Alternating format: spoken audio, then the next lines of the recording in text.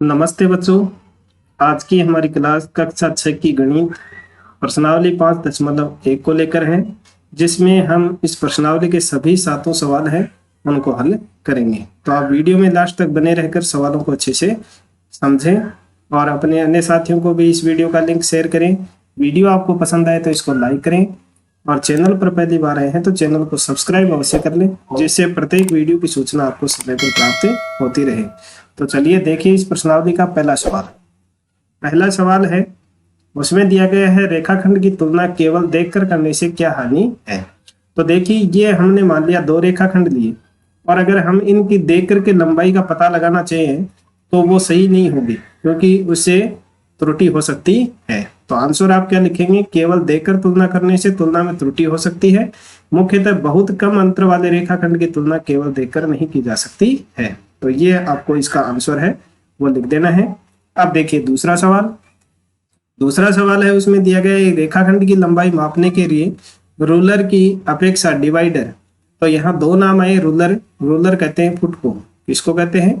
Foot या scale को। Divider होता है आपका ड्राइंग बॉक्स में आपने देखा होगा, इस तरह से प्रकार की तरह का 2 सुई वाला एक प्रकार होता है जिसको डिवाइडर कहते हैं। का प्रयोग करना क्यों अधिक अच्छा होता है? तो देखिए कोई भी रेखाखंड है उसकी लंबाई अगर हम फुट के माध्यम से यानी रूलर से लेंगे तो रूलर अगर मोटा है तो उसकी लंबाई हम सही से नहीं नाप सकते। लेकिन अगर डिवाइडर का हम प्रयोग करेंगे तो डिवाइडर की जो दोनों सुइयां हैं वो हम अच्छे से इसके ऊपर रख करके इसकी लंबाई का पता है वो कर सकते हैं। तो आंसर के रूप में आप लिखेंगे एक रूलर की तुलना में डिवाइडर का उपयोग बेहतर होता है, क्योंकि रूलर है, यहाँ रूलर है, रूलर की मोटाई उसकी लंबाई को सही मापने में कठिनाई का कारण बन सकती है, जबकि डिवाइडर सटीक माप देता है। यह आंसर आपको लिखना है। अब देखिए तीसरा प्रश्न। तीसरा प्रश्न है, उसमें दिया गया है कोई रेखाखंड एबी खींचे। तो देखिए हमने एबी रेखाखंड ये नीचे खींच रखा है और इसमें ए और बी के बीच में कोई बिंदु सी लीजिए। तो ए और बी के बीच में हमने सी बिंदु ले लिया। ए बी बी सी और सी ए की लंबाई मापिए। तो नाप करके लंबाई हमने लिखी है। ए सी है उसकी लंबाई 3 सेंटीमीटर है और सी बी की लंबाई है 3.5 सेंटीमीटर। तो क्या ए बी बराबर ए सी प्लस सी बी। जब हम इस ए सी और इस सी बी को जोड़ेंगे तो क्या वो ए बी की लंबाई के बराबर होगी, ये हमें ज्ञात करना है। तो बिल्कुल, यानी ए सी है यानी सी ए बी के बीच में स्थित है, इसलिए ए सी और सी बी को जब हम जोड़ेंगे तो इसकी लंबाई होगी 6.5 सेंटीमीटर। आपको ये चित्र बना लेना है और उत्तर इस तरह से आपको लिख देना है। हाँ, ए बी बराबर 6.5 सेंटीमीटर। क्यों? क्योंकि ए सी बराबर 3 सेंटीमीटर है, सी बी 3.5 सेंटीमीटर है। जब हम ए बी और सी बी दोनों को जोड़ेंगे तो 3 सेंटीमीटर प्लस 3.5 सेंटीमीटर बराबर 6.5 सेंटीमीटर होगा, जो ए बी की लंबाई के बराबर होगा। ठीक है। अब देखिए चौथा सवाल। चौथा सवाल है, उसमें दिया गया एक रेखा पर बिंदु ए बी सी इस प्रकार स्थित हैं कि A B 5 centimetre, B C 3 centimetre और ए सी 8 सेंटीमीटर है। तो चलिए हम एक रेखाखंड यहाँ खींच लेते हैं। ये रेखाखंड हमने खींच लिया। इसमें ए बी दे रखा है 5 सेंटीमीटर, तो ये हो गया ए बी 5 सेंटीमीटर। फिर दे रखा है बी सी, ये बी सी हो गया 3 सेंटीमीटर और ए सी यानी इस ए से लेकर के ये सी तक की दूरी है वो हो गई 8 सेंटीमीटर। ठीक है। इनमें से कौन सा बिंदु अन्य 2 बिंदुओं के बीच स्थित है? तो सीधा सा आपको नजर आ रहा है इन इस ए और सी के बीच में बिंदु बी स्थित है। तो यहाँ देखिए ए सी रेखाखंड सबसे बड़ा है, यहाँ बड़ा लिखना रह गया, बड़ा रेखाखंड है, अतः बिंदु बी ए और सी के बीच में स्थित है। ए सी के बीच में ये बिंदु बी स्थित है। इस तरह से आपको चौथा सवाल है उसका आंसर लिखना है। अब देखिए पांचवा सवाल है, उसमें एक ये चित्र दे रखा है।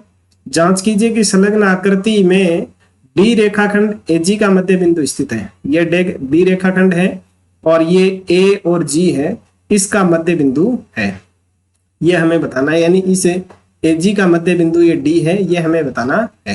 तो यहाँ देखिए ए और डी है, उसके बीच में कितनी इकाइयां हैं? ये हो गई 1, ये 2 और ये 3, कितनी इकाई हुई, यानी 3 इकाई हुई या 3 सेंटीमीटर मान लीजिए। और डी और जी है उसके बीच में भी कितनी इकाइयां हैं, यहां से यहां तक 1, 2 और ये 3 इकाई इसमें हुई है। तो यानी ये डी है वो ए और जी इन दोनों से बराबर दूरी के ऊपर स्थित है, तो इसलिए हम कह सकते हैं कि डी रेखाखंड है वो ए जी का मध्य बिंदु स्थित है। आंसर आपको इस तरह से लिख देना है, हाँ ए डी बराबर 3 इकाई, डी जी बराबर 3 इकाई, इसलिए ए डी बराबर डी जी आता है, डी रेखाखंड ए जी का मध्य बिंदु स्थित है। ये आंसर आपको लिख देना है। अब देखिए छठा सवाल है, उसमें दिया गया है बी रेखाखंड ए सी का मध्य बिंदु है। तो रेखाखंड ये ए सी है, इसका मध्य बिंदु हो गया बी, और फिर है सी रेखाखंड बी डी का मध्य बिंदु है। अब ये बी और ये डी है, इसका मध्य बिंदु है सी, जहां ए बी सी डी एक ही रेखा पर स्थित है। तो ए बी सी डी एक ही रेखा के ऊपर स्थित है, देख रहे हैं आप। तो बताइए कि ए बी बराबर सी डी क्यों है, यानी ये ए बी है इसके बराबर में सी डी क्यों है, ये हमें बताना है। तो यहाँ देखिए ए सी है उसका मध्य बिंदु क्या है, ये बी है, तो ये ए बी है और ये बी सी है, ये दोनों बराबर है, ठीक है। और ये बी डी है, इसका मध्य बिंदु क्या है, सी है, तो ये बी सी है उसी के बराबर क्या होगा, ये सी डी होगी। तो इसलिए हम कह सकते हैं कि ए बी के बराबर में बी सी है, बी सी के बराबर में सी डी है, तो ए बी के बराबर में भी क्या होगी, सी डी होगी। आंसर आपको कुछ इस तरह से लिख देना है, बी रेखाखंड ए सी का मध्य बिंदु है, ठीक है, इसलिए ए बी बराबर है बी सी, जो हमने अभी चर्चा की है, ये ए बी है वो इस बी सी के बराबर है।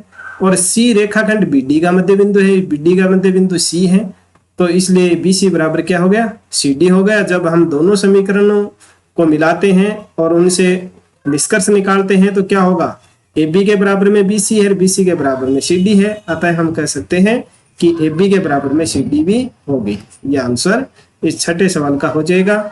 अब देखिए इस प्रश्नावली का लास्ट प्रश्न, 7 का प्रश्न। 7 का प्रश्न है, उसमें दिया गया है कि 5 त्रिभुज खींचिए।